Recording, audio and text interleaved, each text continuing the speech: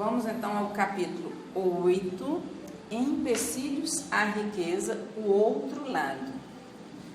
O outro lado é a denominação que a tradição judaica dá ao que é demoníaco.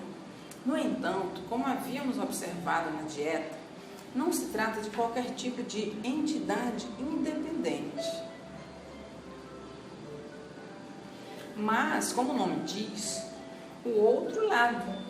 Talvez para os rabinos, Satã pudesse ser traduzido como efeitos colaterais, olhados pelo ser humano ameaçado, muitas vezes maltratado. Os efeitos colaterais da vida,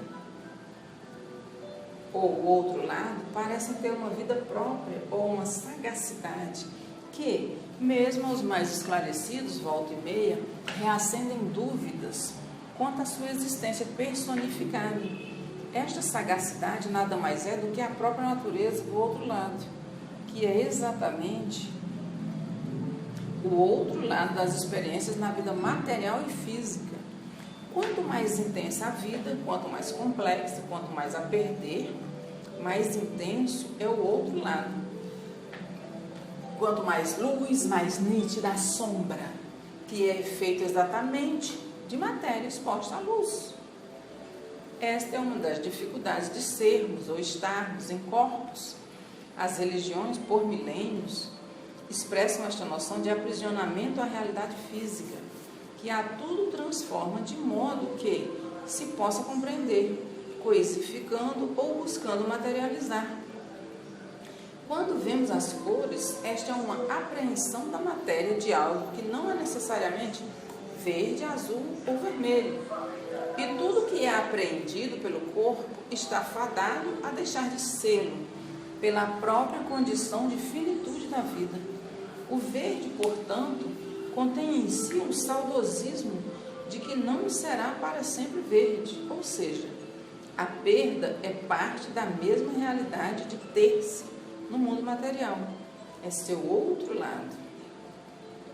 Este outro lado, Sitra Ashra, não é, portanto, exorcizável enquanto mundo físico. Esta é a razão pela qual a dita vida espiritual é tão importante, pois tudo que é do espírito está isento de outro lado. O que diz respeito à alma e ao crescimento espiritual não causa sombra e pode-se ter sem expectativas de perda. Este é o nosso elemento divino, imagem e semelhança. Elemento que não é perdido nem com a morte. E veremos isto mais adiante no capítulo deste mundo muito se leve. Por isto, a prosperidade nos é tão complicada. E sem falsos moralismos, a riqueza não evita nem um pouco os elementos de angústia e antagonismo do mundo físico. Neste sentido, não existe diferença nenhuma entre riqueza e pobreza. É óbvio que a miséria é um mal que destrói, pois impossibilita que se possa fazer parte do mercado e de suas incríveis oportunidades. Mas a pobreza, que também é um elemento físico da matéria, só diz respeito a um único mundo do mercado, rico e pobre. Portanto, também são percepções, tais como as cores, apreendidas pelo aparato da matéria do corpo. No entanto, se por um lado a riqueza material não representa qualquer vantagem ou superioridade em outros mundos sobre a pobreza, por outro lado, pode ser um grande empecilho à prosperidade em outros mundos. Dizia o Rabi de Chernobyl, entre pobreza e fortuna, sempre optei por pobreza. É a melhor proteção contra o egoísmo e contra os defeitos do espírito.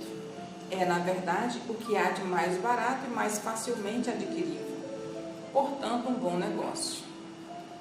A pobreza permite não ter que lutar desesperadamente contra a inveja e a competição. Não ter que dar satisfações a ninguém, nem lidar com suspeitas. E faz com que sejamos compreendidos pelas pessoas sem a necessidade de justificativas ou explicações. Eu peço, meus amigos, não me privem de tal tesouro. A prosperidade é difícil.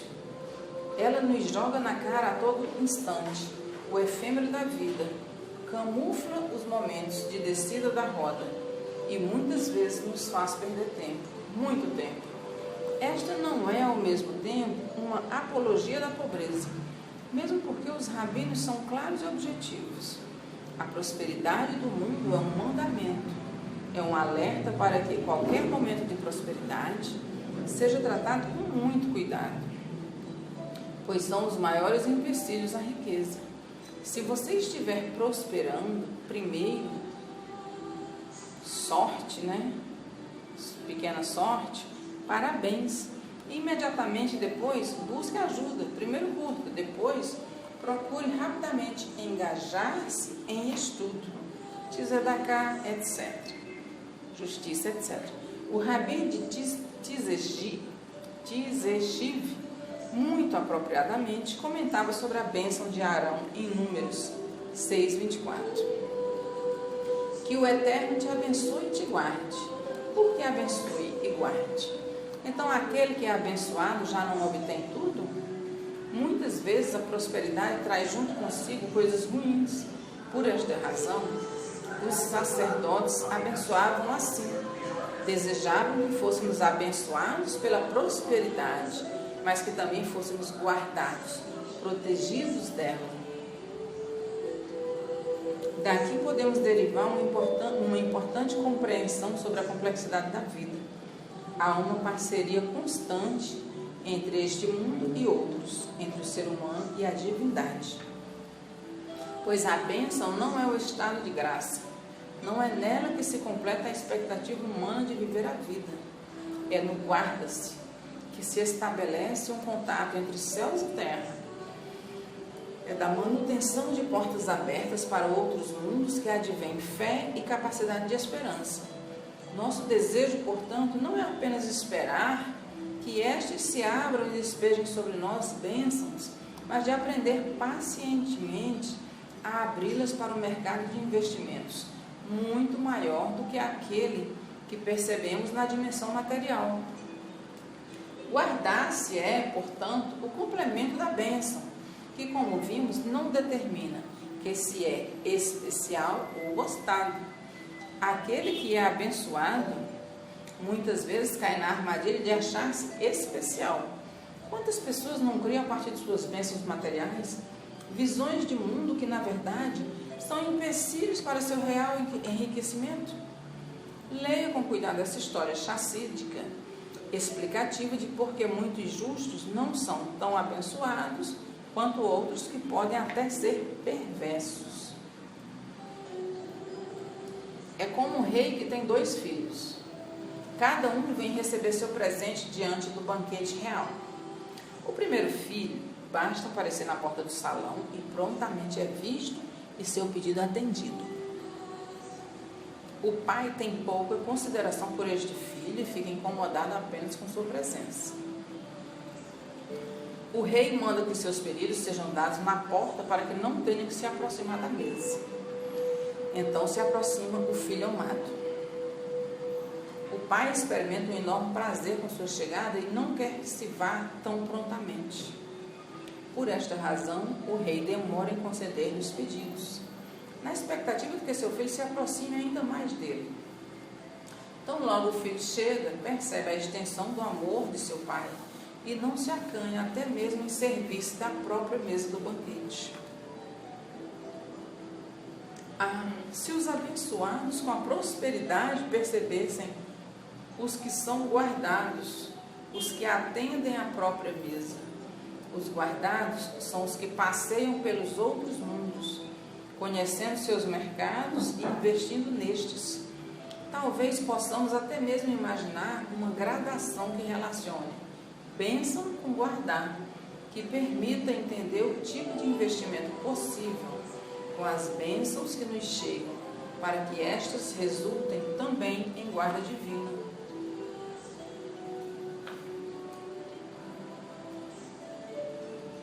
São, portanto, os seguintes investimentos.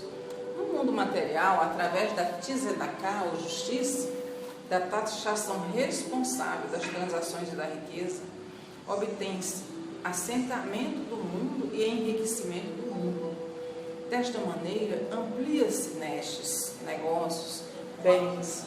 No mundo da emoção, o investimento é gemilut chassadim, ou atos de carinho para com os outros, diferente da tzedakah, ou justiça, que é um ato de justiça e, portanto, uma obrigação, sem a qual o nosso dinheiro contém roubo. Gemilut chassadim é o que chamamos de caridade, são gestos de preocupação com os outros que partem da projeção de amor ao outro e da identificação do outro como sendo nós mesmos. Gemilut chassadim abre as portas do mundo emocional. Desta maneira amplia-se os tesouros que poderão ser utilizados em momentos de necessidade. No mundo do espírito, o investimento é kedoshim tiyu. Esta é a expressão usada na Bíblia para designar que o objetivo de cada indivíduo deveria ser o de tornar-se um sacerdote, ou literalmente, sejam sagrados. A palavra sagrado em hebraico, kadosh, vem da raiz separados. Tornar algo sagrado ou sagrar é separar algo ou tornar algo diferente. Neste investimento, exige-se que, se ultrapassasse até mesmo o nível da ética normativa, da mais primária, e que se opere na ética do tzadik, do justo, no espaço de kedoshim, sagrados, não é necessário nem mesmo esta identificação direta com o outro. Você não ama o outro porque poderia ser você. Você simplesmente já internalizou este carinho para com tudo que é vivo e para com tudo que entra em interação. Neste nível já não mais existe o conceito de perda e a noção de ganho toma a forma de zeshut, de mérito. Aqui se cruza a barreira do que se pode levar deste mundo. Já o mundo das emanações, ao qual os rabinos se referem como espaço vazio, onde já não existe mais direita ou esquerda, não contém nem sequer ganho. Não há perda já desde o nível inferior. E aqui não há também ganho. É o mundo de Lishma, em que tudo é feito em nome de. Não há recompensa, não há enriquecimento, nem manifestação de sustento. Ao mesmo tempo, todos os demais mundos estão sob influência direta e constante desta dimensão. Nas emanações também, a relação não é mais para com o outro diferenciadamente. Não existe um conceito de benemerência, nem para com os outros, nem para com o mundo. Não há mais internalização de nenhuma realidade ou percepção que é capturada e assimilada. Nesta dimensão, a relação é o estudo, não há outro, mais um. Para o investimento é o estudo, tal qual Deus fez para si a Torá, investimento desde o mundo, mais superior que maravilhosamente. Nos chegou como conceito, Torá de fogo, que na matéria tomou não apenas forma de palavras, mas, acima de tudo, a noção de estudo, lishma, estudo pelo estudo. Conta-se que foi permitido a um rabino entrar no mundo vindouro. No início, teve suas expectativas frustradas, pois esperava encontrar algo grandioso, onde os justos viveriam em luxo e maravilhas. No entanto, tudo que encontrou foram pessoas estudando, numa yeshiva, escola celeste.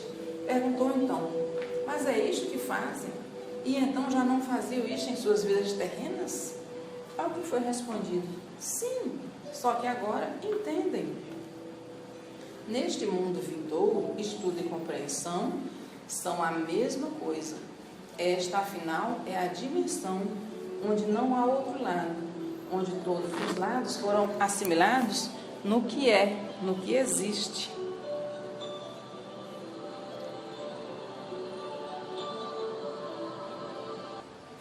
Fim do capítulo 8, vamos então começar o capítulo 9.